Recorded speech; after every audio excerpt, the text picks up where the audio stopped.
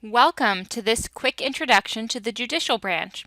This video lecture will correspond with pages 510 to 518 in your textbook if you would like to follow along or review those pages later. When you are finished, be sure to go back and complete the activity on Google Classroom. Okay, let's get started. There are two types of laws that our court system deals with. The type that most people think about, the kind you see on Law and Order and all those crime shows, is criminal law. This is where someone breaks the law, they get caught, and the government, through a prosecutor, charges them with a crime. This type of case has to be proven to the jury beyond a reasonable doubt because the consequences usually result in jail time. This means that if a jury member has even the slightest doubt or feeling that the evidence might not fit together, they must rule not guilty. The other type of law is civil law. This is a dispute between two parties. It often involves one person or group suing another person or group, which can mean one person or group suing the government. They must prove a clear wrong to them in order to have standing to sue.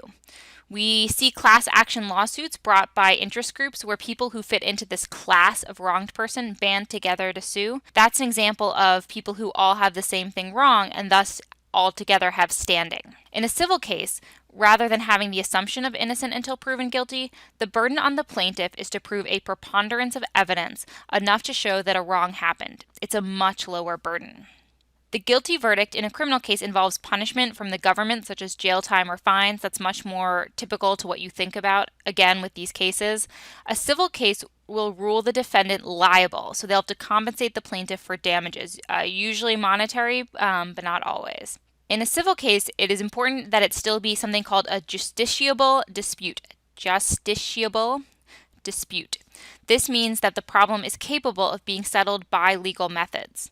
The plaintiff must have standing. Their complaint must be real and substantial, not hypothetical. You can't sue the government just because you don't like a law. You must show that it is damaging to you and potentially others like you in a concrete way. A big debate around this recently was whether or not Washington State and some of the other states suing Trump under his executive order had standing to sue. And they're saying, okay, this is justiciable because our citizens and our universities are directly and negatively impacted in the following ways by not being allowed into the country.